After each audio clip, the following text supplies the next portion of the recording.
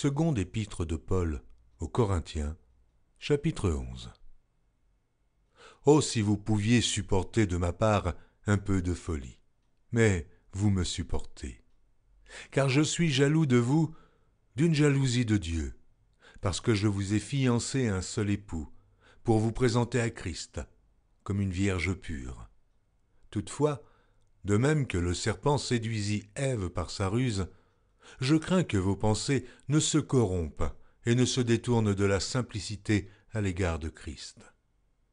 Car si quelqu'un vient vous prêcher un autre Jésus que celui que nous avons prêché, ou si vous recevez un autre esprit que celui que vous avez reçu, ou un autre évangile que celui que vous avez embrassé, vous le supportez fort bien. Or, j'estime que je n'ai été inférieur en rien à ces apôtres par excellence. Si je suis un ignorant sous le rapport du langage, je ne le suis point sous celui de la connaissance. Et nous l'avons montré parmi vous à tous égards et en toutes choses. Ou bien ai-je commis un péché parce que, m'abaissant moi-même afin que vous fussiez élevés, je vous ai annoncé gratuitement l'évangile de Dieu. J'ai dépouillé d'autres églises, en recevant d'elles un salaire pour vous servir. Et lorsque j'étais chez vous, et que je me suis trouvé dans le besoin, je n'ai été à charge à personne. Car les frères venus de Macédoine ont pourvu à ce qui me manquait. En toute chose, je me suis gardé de vous être à charge, et je m'en garderai. Par la vérité de Christ qui est en moi, je déclare que ce sujet de gloire ne me sera pas enlevé dans les contrées de l'Achaïe. Pourquoi ? Parce que je ne vous aime pas ? Dieu le sait. Mais j'agis et j'agirai de la sorte pour ôter ce prétexte à ceux qui cherchent un prétexte, afin qu'ils soient trouvés tels que nous dans les choses dont ils se glorifient. Ces hommes-là sont de faux apôtres, des ouvriers trompeurs, déguisés en apôtres de Christ. Et cela n'est pas étonnant, puisque Satan lui-même se déguise en ange de lumière. Il n'est donc pas étrange que ces ministres aussi se déguisent en ministres de justice. Leur fin sera selon leurs œuvres. Je le répète, que personne ne me regarde comme un insensé.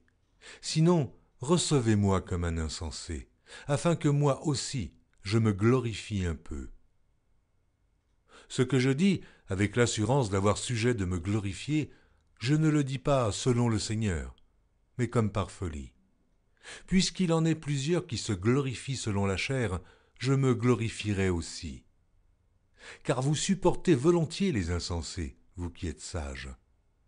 Si quelqu'un vous asservit, si quelqu'un vous dévore, si quelqu'un s'empare de vous, si quelqu'un est arrogant, si quelqu'un vous frappe au visage, vous le supportez. J'ai honte de le dire. Nous avons montré de la faiblesse. Cependant, tout ce que peut oser quelqu'un, je parle en insensé, moi aussi je l'ose. Sont-ils hébreux ? Moi aussi. Sont-ils israélites ? Moi aussi. Sont-ils de la postérité d'Abraham ? Moi aussi. Sont-ils ministres de Christ ? Je parle en homme qui extravague. Je le suis plus encore. Par les travaux, bien plus. Par les coups, bien plus. Par les emprisonnements, bien plus. Souvent en danger de mort. 5 fois, j'ai reçu des Juifs 40 coups moins 1. 3 fois, j'ai été battu de verge.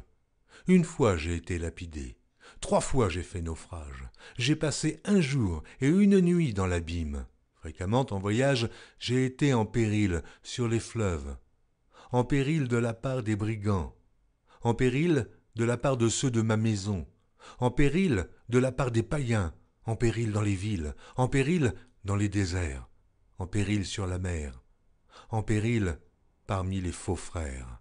J'ai été dans le travail et dans la peine, exposé à de nombreuses veilles, à la faim et à la soif, à des jeûnes multipliés, au froid et à la nudité. Et, sans parler d'autre chose, je suis assiégé chaque jour par les soucis que me donnent toutes les églises. Qui est faible, que je ne sois faible? Qui vient à tomber, que je ne brûle? S'il faut se glorifier, c'est de ma faiblesse que je me glorifierai.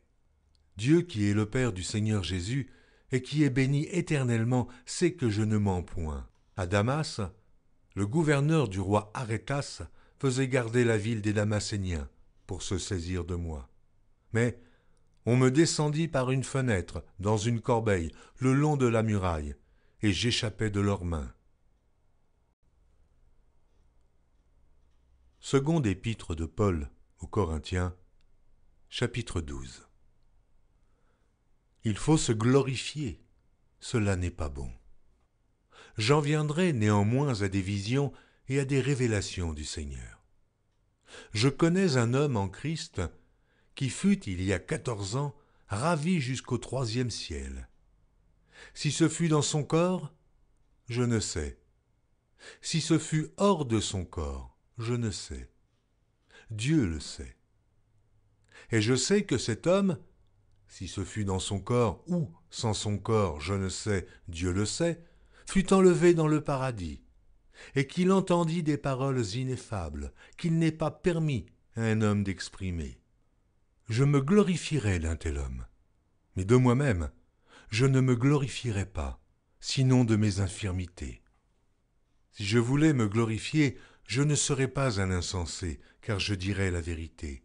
Mais je m'en abstiens, afin que personne n'ait à mon sujet une opinion supérieure à ce qu'il voit en moi ou à ce qu'il entend de moi. Et pour que je ne sois pas enflé d'orgueil à cause de l'excellence de ces révélations, il m'a été mis une écharde dans la chair, un ange de Satan, pour me souffleter et m'empêcher de m'enorgueillir. 3 fois j'ai prié le Seigneur de l'éloigner de moi, et il m'a dit, « Ma grâce te suffit, car ma puissance s'accomplit dans la faiblesse. Je me glorifierai donc bien plus volontiers de mes faiblesses, afin que la puissance de Christ repose sur moi. C'est pourquoi je me plais dans les faiblesses, dans les outrages, dans les calamités, dans les persécutions, dans les détresses, pour Christ. Car quand je suis faible, c'est alors que je suis fort. J'ai été un insensé, vous m'y avez contraint. C'est par vous que je devais être recommandé, car je n'ai été inférieur en rien aux apôtres par excellence, quoique je ne sois rien. Les preuves de mon apostolat ont éclaté au milieu de vous par une patience à toute épreuve, par des signes, des prodiges et des miracles. En quoi avez-vous été traités moins favorablement que les autres églises? Sinon, en ce que je ne vous ai point été à charge. Pardonnez-moi ce tort. Voici pour la 3e fois que je suis prêt à aller chez vous, et je ne vous serai point à charge. Car ce ne sont pas vos biens que je cherche, c'est vous-même. Ce n'est pas, en effet, aux enfants à amasser pour leurs parents, mais aux parents pour leurs enfants. Pour moi, je dépenserai très volontiers, et je me dépenserai moi-même pour vos âmes. Dussé-je, en vous aimant davantage, être moins aimé de vous? Soit, je ne vous ai point été à charge, mais en homme astucieux, je vous ai pris par ruse. Ai-je tiré du profit de vous par quelqu'un de ceux que je vous ai envoyés? J'ai engagé Tite à aller chez vous, et avec lui j'ai envoyé le frère. Est-ce que Tite a exigé quelque chose de vous? N'avons-nous pas marché dans le même esprit sur les mêmes traces? Vous vous imaginez depuis longtemps que nous nous justifions auprès de vous. C'est devant Dieu, en Christ que nous parlons. Et tout cela, bien-aimés, nous le disons pour votre édification. Car je crains de ne pas vous trouver à mon arrivée tel que je voudrais, et d'être moi-même trouvé par vous tel que vous ne voudriez pas. Je crains de trouver des querelles, de la jalousie, des animosités, des cabales, des médisances, des calomnies, de l'orgueil, des troubles.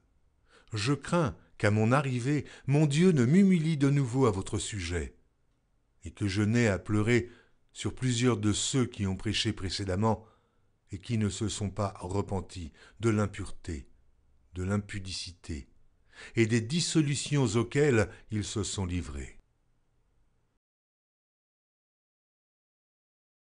Retrouvez chaque jour sur EMCI TV une nouvelle lecture de la Bible illustrée en vidéo. Pour revoir ce programme, rendez-vous sur notre site emcitv.com.